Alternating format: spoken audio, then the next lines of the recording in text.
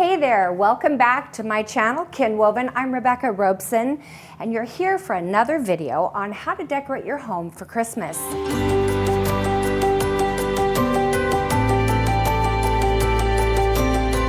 This is where we take it beyond the tree. A lot of us know how to do a tree, maybe we're learning how to do it even better. But how do you decorate the rest of your home? And those are the things that we're talking about in these successive videos. Every single one of these is leading up to the final reveal video, which will be up in a couple of days, showing you exactly how my home looks with all these beautiful decorations put together. Angels we have heard on high, sweetly singing o'er the plains. Welcome to all of my subscribers. And if you're not a subscriber, I'd like to ask you to consider becoming one. This channel is all focused on helping you make your home more beautiful. We upload regularly and we'd love to have you join us. Just hit the subscribe button below your video. There's a bell.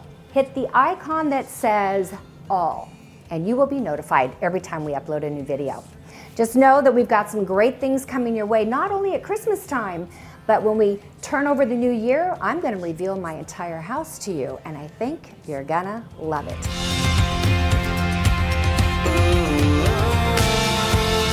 I'd like to know, when you grew up, was your home something that was decorated for Christmas in a special way? Do you have memories of Christmas from your childhood that you carry on through you today as an adult? I can tell you that for me, my mother was an amazing Christmas decorator. And one of the things that she did was she would outline the doorways that you'd walk from one room into the other, and you'd walk through a garland. You felt like you were entering something special. The last 18 years, my house in California did not have an opening that was suitable for a garland. So when I moved to this house, imagine my thought process and how excited I was when I realized I had arched entryways.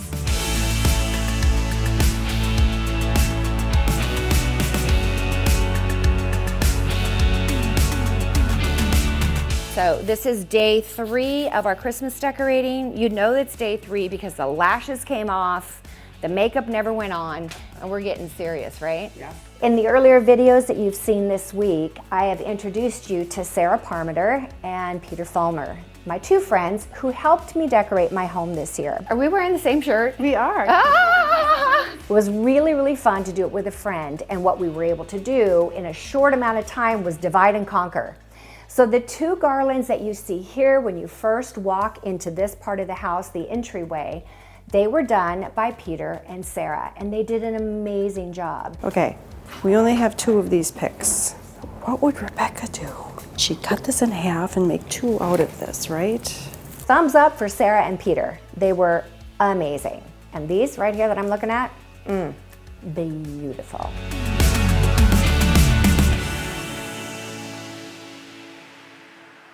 Peter, high five. It looks great. At the same time, I was working on the garland that goes over the entry, another arched entry, into my music room.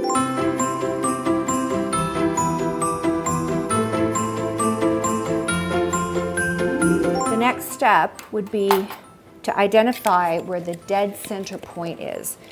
This is 60 inches. That gives me 30 inches each direction. If the side had gone straight up, where it would be, I identified just with a little pencil mark. So once I get that on the 30 mark, I take the metal from my tape measure and I scratch a line 30 inches in. So what you're gonna see in this video is the process of putting together garlands. I'm not talking about going to Costco and buying garland, a 9-foot garland that already has bows and pine cones in it and it's already decorated. That's not what we're talking about. That is just a matter of hanging it up, and you can do that. But if you want to build something custom that looks really dreamy and goes with the rest of your decor, then I recommend just buying the plain garlands and starting from there. From there you add picks, you can add poinsettias if you want. Just remember that one of the most important things that you have to add, because it really makes a difference, is lights. I just realized I broke one of my cardinal rules. I forgot to turn the lights on before I started putting this up. I'm gonna go get an extension cord. I'll be Yay! Thank you, God. What really makes a beautiful garland is when it's lit evenly. And to do that, I have a little trick. So you take your garland, you bend it in half. Most garlands are 9 feet. Bend it in half and put a ribbon around the center point. Then you take your string of lights, find the middle of that, attach it to where that ribbon is, and work your way out from there. If you plan on doing something as a crescendo in the center, find your middle of the lights, gather, let's say 10 on this direction and 10 on this direction, pull those in, and now you have 20 lights that you can position around your crescendo, because you're gonna want more lights there than you are, all the way out to the end. I not only do the half, I take that half and half that and quarter it. Does that make sense? At least I haven't forgotten how to count. I've forgotten a lot of other things, but I haven't forgotten math, at least most of the time. Oh, I deserved that, I think. Just get creative with your electrical cords. Sometimes we paint the cords to match. I often will run the cords down along the baseboard and I'll staple gun them. Because of the arch shape, I'm following that and giving myself a place to hook on. We have found in the entryway that if we went an inch away from the opening, we not only enjoy the garland from this side, but you'll see it from the back side as well. So an inch seems to be like the sweet spot. After Christmas, I will survey the damage, and if I need to go back in and patch and paint, I got the stuff and I'll do it. It's worth it. I agree, it's kind of heavy on the nails, isn't it? But that garland ain't going anywhere.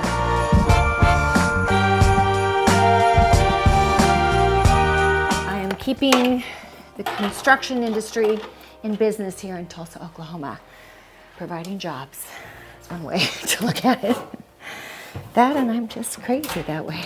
A signature of my design style is to pick some elements that I'm going to carry from item to item. In other words, you see it on my tree, you're likely to see it on a garland, and you're going to see the continuing element of music, my theme for this year, that is wrapped from garland to garland. He rules the world with truth and grace, and makes the nations prove.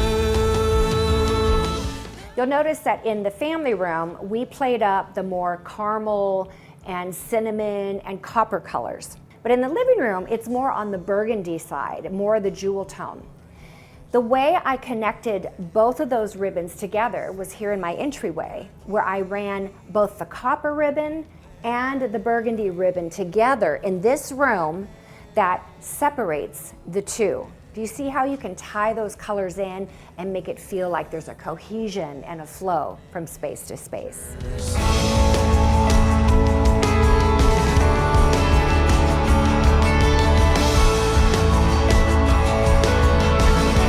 Let's talk ribbons, because a lot of people struggle with how to do ribbons, whether it's on their tree. I would highly recommend that you go and watch the video that I did of Sarah's house when I went to Wisconsin and helped her with her Lakeview home.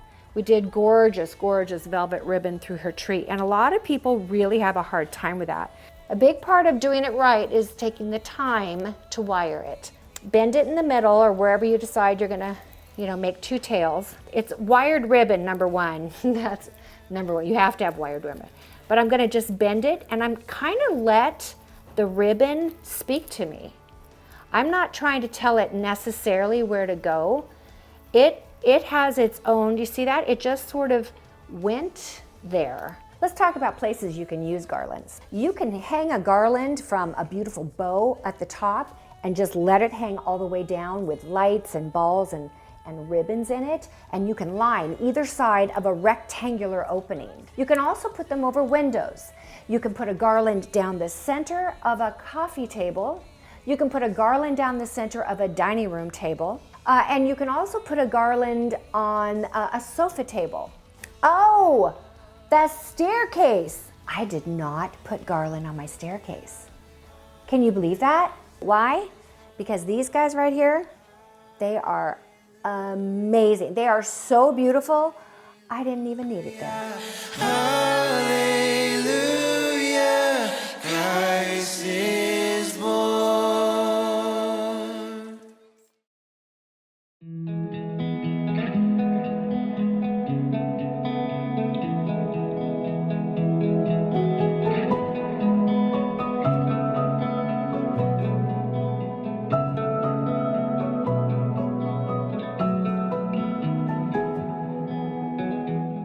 And honestly, you guys, it is so magical. And the most important part, the best part is, it reminds me of my mother, who's no longer with us.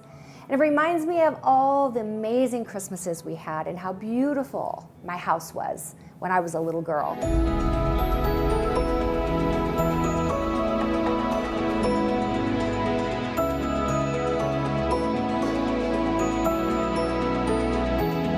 So I hope you've learned how to do a great garland by watching this video. And if you need more detailed instructions, like you want to watch me as if you're standing next to me, going hand in hand, seeing how I twist the bows, where I tie it on, how I make my decisions for the ribbons, where the balls and ornaments go, then I highly recommend that you download the Design Sessions app. I hope that you take time to watch Shara's channel as well. She's got some really absolutely beautiful, beautiful Christmas decorating videos up. If you haven't seen them already, please go to her channel. It's Ken Woven Home. I will leave a description, or I'll leave a link in the description box below, and you can go watch some of her videos as well. I want you to subscribe to this channel. Give this video a thumbs up, and I want you to leave me a comment below and ask me a question.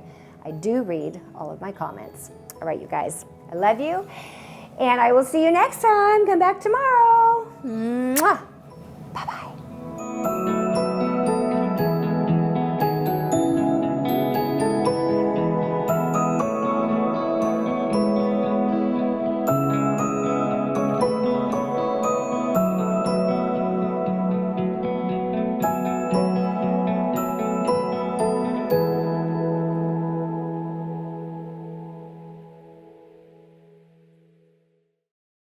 Oh my gosh, how did that happen?